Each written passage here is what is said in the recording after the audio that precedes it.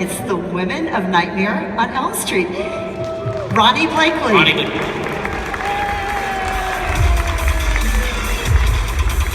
We have Amanda Wyss.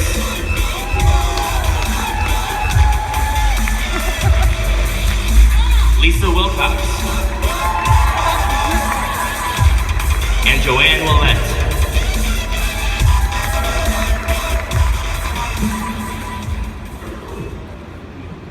I am so excited.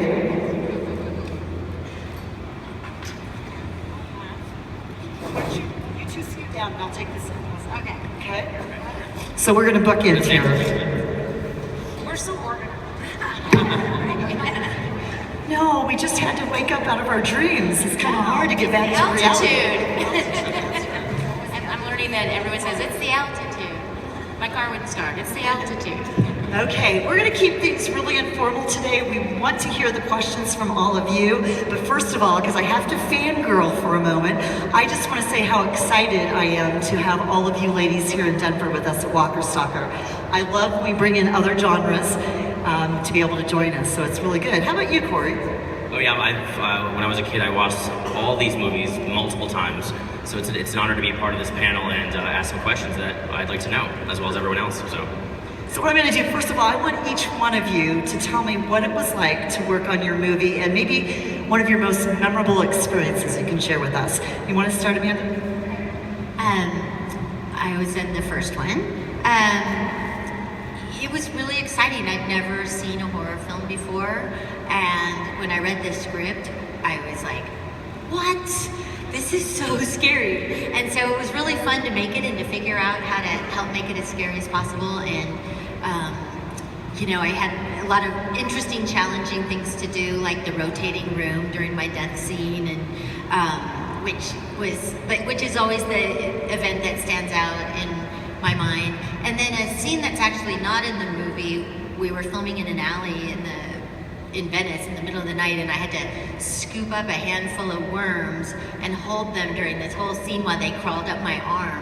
And that is like burnt into my mind. I was like, what does this have to do with my acting school? But it was really amazing, and we made lifelong friends. You know, the whole entire franchise is friends and acquaintances, and so it was a really amazing thing that Wes was able to do with the chemistry of his casting to create a family-like atmosphere and group of people that still enjoy one another today. So it was a big bonus on many levels.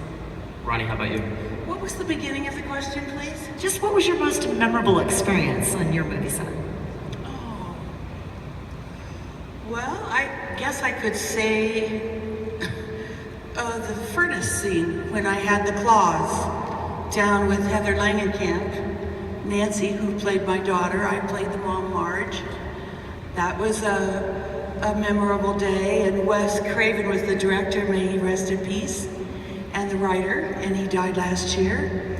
He did a beautiful job of directing, very considerate, and had the set shut down and be very quiet and so respectful. And you know, I hope I came through with that. And then Nancy and I had a kitchen scene where I had to strike her, and that was, you know, that was challenging.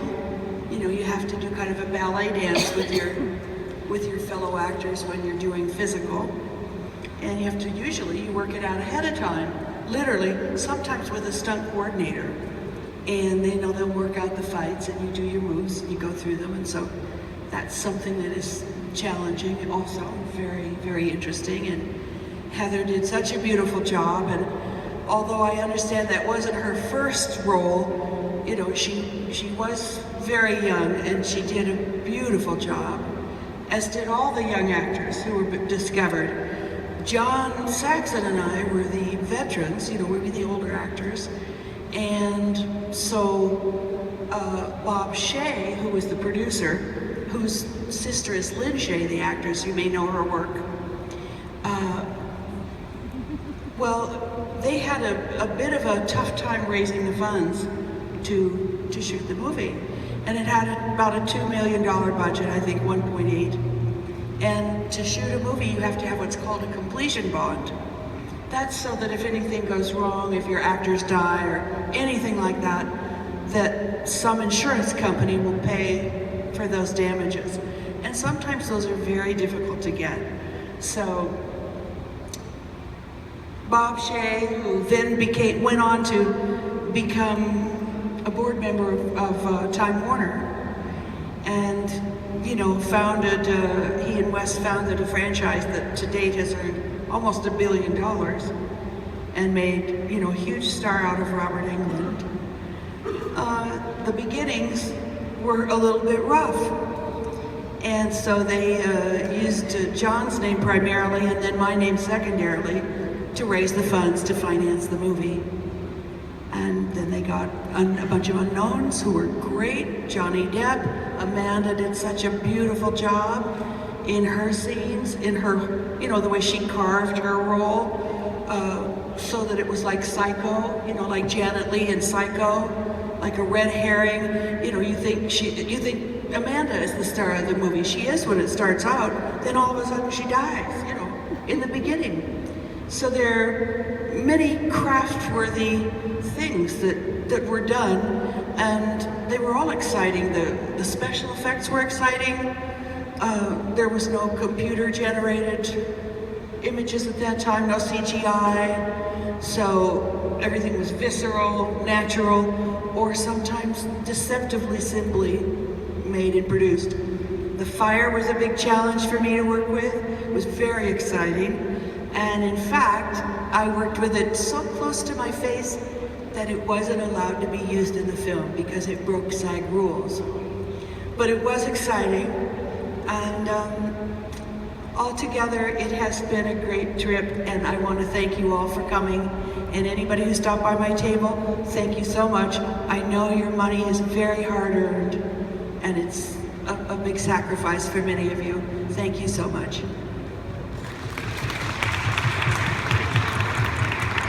Lisa? Yeah, gosh, the most memorable, there's a few things. Well, and I might say, Lisa, you've got that title of like surviving 2 deaths by Freddy Krueger, right? You're quite the heroine in the whole series. Alice lives.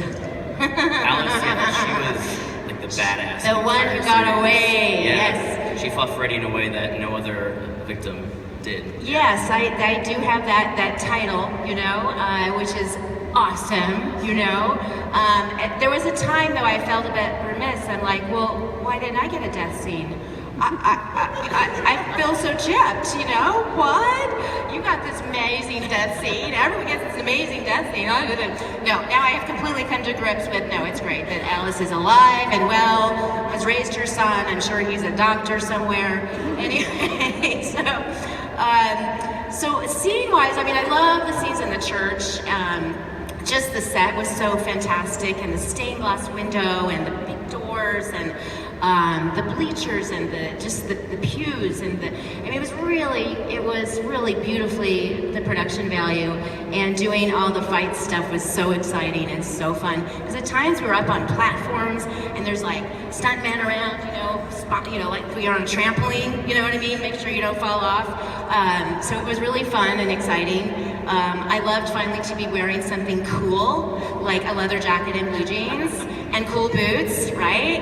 Instead of, well, here's a lovely example of Alice right here in a sweet skirt and blouse, but no, it was great when it got down and dirty. So that would be 4. Nightmare 5, I love the scene in the, when I'm a nun, and I get locked in the room with all the maniacs. And honestly, that was so freaky to actually be doing that, because that room you see is real. That was built, okay? And there really were, all right, not 1,000 maniacs, but 100. What do they count up to 99? And they're like, oh, they're all there. And then they're closing the door, and they close the door, and like, it felt so real and felt so vulnerable with all these men, how they're dressed and greasy and get me out of here. So that was quite memorable. I was always a fan of Nightmare on Elm Street. I had seen the first, second. I've always loved horror. The first book I ever read was Dracula. Grade school, I was always fascinated with ghosts, paranormal, vampires, Freddy Krueger. So it was very exciting to get the audition. And what stands out about that, most memorable of all, is even getting the role. Because I was the 80s platinum blonde, full-on 80s makeup. You get the picture? Okay. My headshot didn't exactly look like the Alice, that they were looking for. So I didn't get an audition. And my manager tried. No. Well, about a month went by, finally got an audition. And Annette Benson, who was the casting director, told me this story. And that they went through literally hundreds of actresses, like every actress in Hollywood, to audition for the role of Alice. Couldn't find her. So I finally got my opportunity. I'm sure my picture was, on a pile of the discards, and they're going through the discards, and I got an opportunity to get in.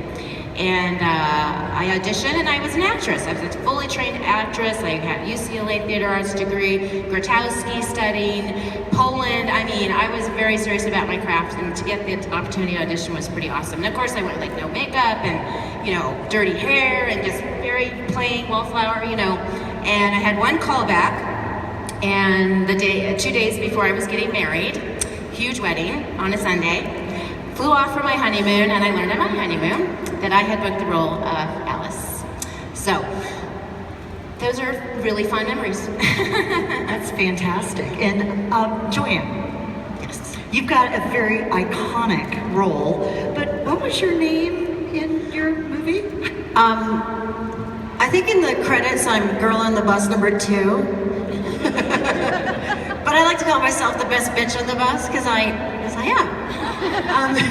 No, I actually auditioned for, I didn't audition. The most memorable thing, I got the part in a very unconventional way. Robert Englund actually got me the part because I was doing a scary play in Los Angeles, an equity waiver play, and Lynn Shay was in the play with me, and we played dead people. I was the dead cheerleader, and she was a dead housewife or something, and it was all in the dark, and Robert came to see the play with her brother, Robert Shay, and then I met them after, and Robert Englund, in Robert Englund's way, says, "Oh, I think Joe would be really good as one of the cheerleaders on the bus." And then Robert Shay asked me what I was doing this week, and I said nothing, so he said, "You want to be in the movie?" So I said, okay. So I show up. No, the first thing I had to do is they told me to drive my car and park it on the side of the freeway. And I said, okay, and then a van came and picked me up, and I'm thinking, all right, I am in a nightmare. And we drove out to the desert, and got thrown in this bus, and Robert was really driving. There was no CGI, there was no green screen. And I remember at one point I hit the bar in front and banged my nose, so all that screaming was real. And the thing that was funny about that was Mark Patton, who was sitting in the back of the bus, who was very shy, a sweet guy. I never read the script, so I thought he was an extra. And so when we went to see the premiere of the movie, it was like, oh, that extra has a really good part. Oh yeah, that's good. I want to go back to Amanda. If you don't know, she has the title of being the first Freddie kill, and I want to tell you something. When I saw that scene, it totally freaked me out. Even when I watch it now, I get goosebumps and chills, because just having Freddy Krueger walk out with those long arms stretched out, he's got those, his claws, but that scene was incredible. It was long. What was it like to film the nightmare sequence, then go back to reality when you're actually dreaming? And all I know is you were coming off the walls and on the ceiling. So can you talk about, because that's just so iconic. Thank you. Well, the interesting thing really about my part is, aside from the first scene where all 4 of the kids are playing at the sleepover, my entire role is my death scene, like starting in the dream and then cutting back and forth.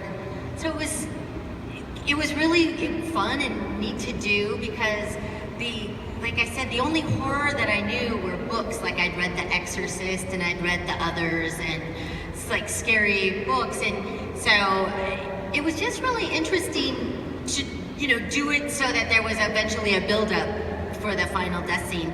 But it was fun, and the death scene in the room was really challenging because the room spun around, and I got vertigo halfway through shooting the scene, and we'd already started smearing blood on the walls, and it was just getting really tricky because I literally couldn't keep my head up. Like, I felt like I was falling, my inner ear went haywire. And so we were trying to figure out just how to get through the scene, and we did. And so a lot of that fear is that entire time that I'm dying on the ceiling, I thought I was falling. I was on the floor, the room was spinning around, but I only did it because I adore